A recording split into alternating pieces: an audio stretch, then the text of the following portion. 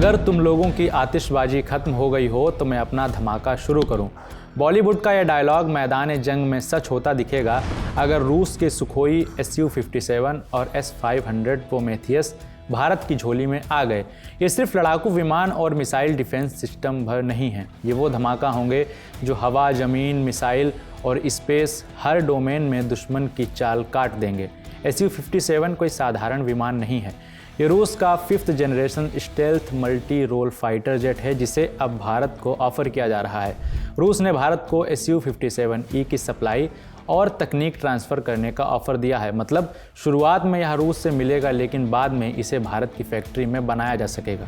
इस fighter jet में खास क्या है ये भी जान लेते हैं। जानी मानी वेबसाइट इंडियन डिफेंस न्यूज़ के मुताबिक Su-57 में twin Saturn AL-41 F1 engines हैं, स्टेल्थ डिज़ाइन, इंटरनल वेपन बे, आधुनिक रडार और एवियोनिक्स, साथ में मल्टी रोल क्षमता, यानी जब दुश्मन सोचे कि वो हमला कर सकता है Su-57 तब तक अटैक कर चुका हो, हवा, ज़मीन और हर मुमकिन जगह से जिसके बारे में दुश्मन ने ख्वाब में भी सोचा ना हो। लेकिन यह सपना पूरी तरह बगैर शर्तों के नहीं है। Su-57 अभी रूस में सीमित संख्या में है। उसकी स्टेल्थ क्षमता, radar cross section, electronic warfare दक्षता जैसे मसले उठे हैं। Su-57 की स्पेशलिटी स्टेल्थ है, यानी यह पूरी तरह गोल्ड स्टैंडर्ड नहीं माना जा सकता। रडार क्रॉस सेक्शन, रडार दक्षता, आधुनिक इलेक्ट्रॉनिक वॉरफेयर आदि पर सवाल हैं। अगर ये सीमित रहें तो लाभ सीमित रह सकता है। Su-57 हवा में हमला करेगा, लेकिन अगर दुश्मन missile, hypersonic warhead, space domain से हमला करे तो वहाँ Su-57 काम नहीं आएगा। इसीलिए रूस ने भारत को S-500 का प्रस्ताव दिया है, एक ऐसा एयर डिफेंस और मिसाइल इंटरसेप्शन कवच जो आने वाले खतरों के लिए तैयार है। S-500 को hypersonic missile, ballistic missile, stealth विमान, तेज़ी से उड़ने वाले लक्ष्यों, स्पेस या नियर स्पेस खतरों को इंटरसेप्ट करने के लिए डिज़ाइन किया गया है। क्योंकि जैसे जैसे दुनिया बदल रही है, जंग सिर्फ ज़मीन और हवा तक सीमित नहीं है। Missile, space, high speed war वगैरह अब नए खतरे हैं।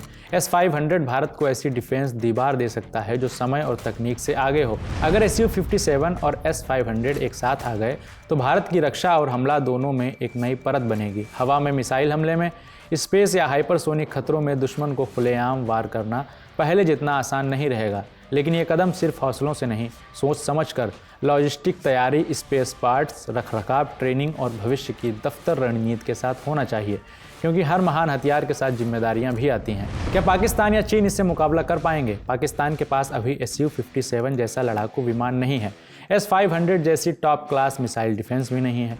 तो साफ है कि अगर भारत के हाथ ये दोनों हथियार आ गए तो हमारी वायुसेना और सुरक्षा सिस्टम पाकिस्तान से कहीं आगे निकल जाएगा। चीन के पास ज़रूर मजबूत फाइटर जेट और मिसाइल डिफेंस है, लेकिन Su-57 और S-500 की जोड़ी भारत और चीन के बीच ताकत का हिसाब भी बदल सकती है, खासकर तब जब बात आसमान पर कब्जे और बहुत तेज़ स्पीड वाली या स्पेस से आने वाली मिसाइलों को रोकने की हो। सीधी बात, पैसा, तकनीक और जल्दी फैसला, अगर ये तीन चीज़ें साथ आ गईं तो भारत इन हथियारों की मदद से पूरे इलाके की ताकत का तराजू अपनी तरफ झुका सकता है। कूटनीतिक और अंदरूनी चुनौतियां भी हैं। भारत और रूस अगर इस डील पर आगे बढ़ते हैं तो ये बात पश्चिमी देशों, खासकर अमेरिका को अच्छी नहीं लगेगी, जो तेल के मुद्दे पर पहले ही भारत से खार खाया बैठा है। 50% टैरिफ भी लगा रखा है। कई एक्सपर्ट्स इस बारे में अपनी चिंता जता चुके हैं। इस खबर में फिलहाल इतना ही। मैं हूं अर्पित कटियार। इस खबर को लिखा है मेरे साथी दिग्विजय ने। कैमरे के पीछे हैं राहुल। देश दुनिया की तमाम जानकारी के लिए देखते रहिए द ललन टॉक।